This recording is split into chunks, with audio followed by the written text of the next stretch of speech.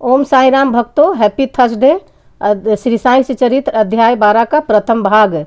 इसमें श्री हेमानंद पन्त ने बाबा की जीवनी पर यह आधारित पुस्तिका है, जो महाग्रंथ है श्री साई चरित्र। तो चलिए अब हम शुरू करते हैं। पहला है काका महाजनी, दूसरा है धुमाल वकील, तीसरी श्रीमती निमोड़कर, चौथा है नासिक के मूल्य शास्त्री, पांचवा एक डॉक्टर के द्वारा बाबा की लीलाओं का अनुभव। इस अध्याय में बाबा किस प्रकार भक्तों से भेंट करते और कैसा बर्ताव करते थे, इसका वर्णन किया गया है। संतों का कार्य। हम देख चुके हैं कि ईश्वरीय अवतार का ध्येय साधु जनों का परित्राण और दुष्टों का संहार करना है, परंतु संतों का कार्य तो सर्वतः भिन्न ही है। संतों के लिए साधु और दुष्ट प्राय एक समान ही है। यथार्थ में उनके दुष्कर्म करने वालों की प्रथम चिंता होती है और वे उन्हें उचित पथ पर लगा देते हैं। वे भवसागर के कष्टों को सोखने के लिए अगस्त के सदृश हैं और अज्ञान तथा अंधकार का नाश करने के लिए सूर्य के समान हैं। संतों के हृदय में भगवान वासुदेव निवास करते हैं और वे उनके पृथक नहीं हैं। श्री साईं भी उसी कोटि में है जो कि भक्तों के कल्याण के निर्मित ही अवतीर्ण हुए थे। वे ज्ञान ज्योति स्वरूप थे और उनकी दिव्य प्रभा अपूर्व थी। उन्हें समस्त प्राणियों से समान प्रेम था। वे निष्काम तथा नित्य मुक्त थे। उनकी दृष्टि में शत्रु, मित्र, राजा और भिक्षुक सब एक समान थे। पाठकों, अब कृपा उनका यह श्रवण करें। भक्तों के लिए उन्होंने अपना दिव्य गुण समूह पूर्णतः प्रयोग किया और सदैव उनकी सहायता के लिए तत्पर रहे। उनकी इच्छा के बिना कोई भक्त उनके पास पहुंच ही न सकता था। यदि उनके शुभ कर्म उदित नहीं हुए हैं तो उन्हें बाबा की स्मृति भी कभी नहीं आई और न ही उनकी लीलाएं उनके कानों तक पहुंच सकी। तब फिर बाबा के दर्शनों का विचार भी उन्हें कैसे आ सकता था। अनेक व्यक्तियों की श्री साईं बाबा के दर्शन की इच्छा होते हुए भी उन्हें बाबा की महासमाधि लेने तक कोई योग प्राप्त न हो सका। अतः ऐसे व्यक्ति जो दर्शन लाभ से वंचित रहे हैं, यदि वे श्रद्धा पूर्वक साईं लीलाओं का श्रवण करेंगे तो उनकी साईं दर्शन की इच्छा बहुत कुछ सीमा तक तृप्त हो जाएगी।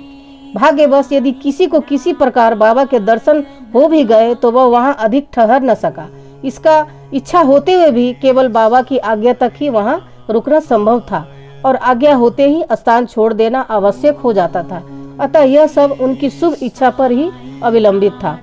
काका महाजनी। एक समय काका महाजनी बंबई से शिरडी पहुंचे।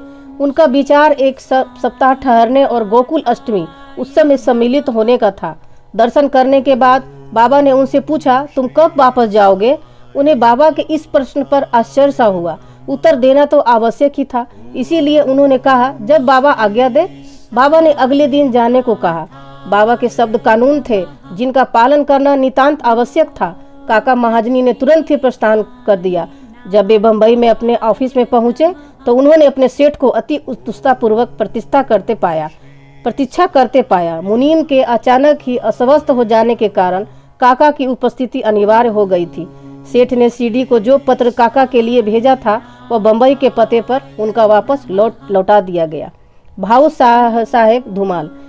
अब एक विपरीत कथा सुनिए। एक बार भाऊ साहेब धुमाल एक मुकदमे के संबंध में निफाड़ के न्यायालय को जा रहे थे।